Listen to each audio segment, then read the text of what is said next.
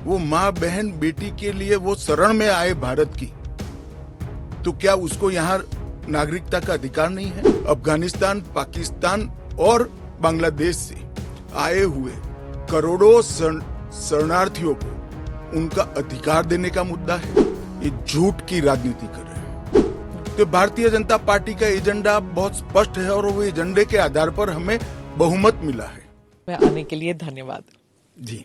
CA के लिए अभी लाने की क्या जरूरत थी? सारे जो विपक्ष के नेता हैं सब कह रहे हैं कि ये ठीक चुनाव के पहले नोटिफिकेशन लेके आए हैं। पहली बात तो सीए की जरूरत क्या थी और इसकी नोटिफिकेशन चुनाव के 2 या 3 महीने पहले? देखिए, मैं पहले टाइमिंग की बात करता हूँ। जी।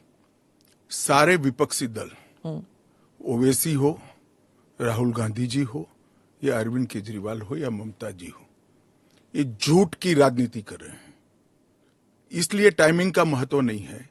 भारतीय जनता पार्टी ने 2019 में अपने घोषणा पत्र में कहा है कि हम सीएए लेकर आएंगे और पाकिस्तान, अफगानिस्तान और बांग्लादेश के जो शरणार्थी है उनको नागरिकता देंगे।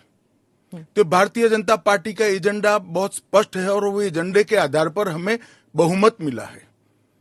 2019 में ही ये बिल संसद के दोनों सदनों ने पार कर दिया। उसके बाद कोविड के कारण थोड़ा लेट हुआ। अब टाइमिंग का क्या महत्व है?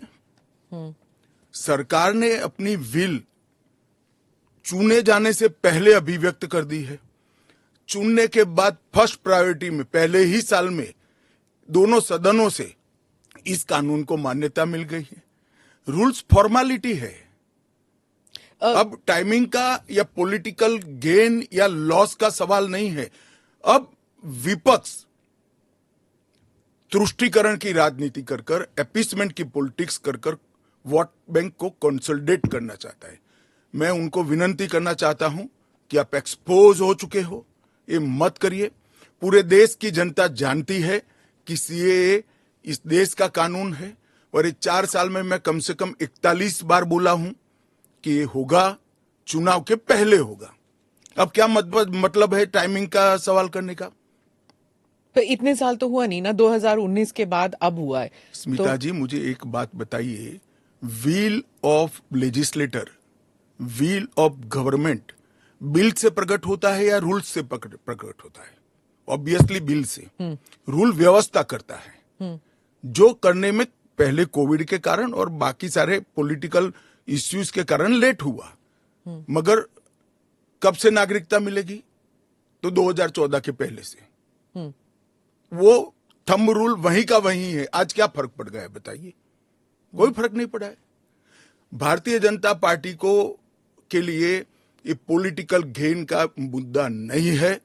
भारतीय जनता पार्टी के लिए, हमारे नेता नरेंद्र मोदी जी के लिए अफगानिस्तान, पाकिस्तान और बांग्लादेश से आए हुए करोड़ों शरणार्थियों को उनका अधिकार देने का मुद्दा है, उनकी वेदना से मुक्ति दिलाने का मुद्दा है और उनकी 3 पीढ़ी को न्याय देने का मुद्दा है, जो कांग्रेस पार्टी ने कभी नहीं दिया। आप कह रहे हैं करोड़ों लोग यहाँ आएंगे, लेकिन ये पॉलिटिकल नहीं है, मतलब आपको कोई पॉलिटिकल फायदा नहीं होगा। लेकिन जो विपक्ष है वो कहती है कि आप एक नया वोट बैंक बना रहे हैं, बीजेपी एक नया वोट बैंक बना रही है अपने लिए। देखिए, विपक्ष को और कोई काम नहीं। उन्होंने तो सर्जिकल स्ट्राइक और एयर स्ट्राइक को भी बताया कि आपका पॉलिटिकल फायदा है, तो क्या हम टेररिज्म पर कदम न उठाए?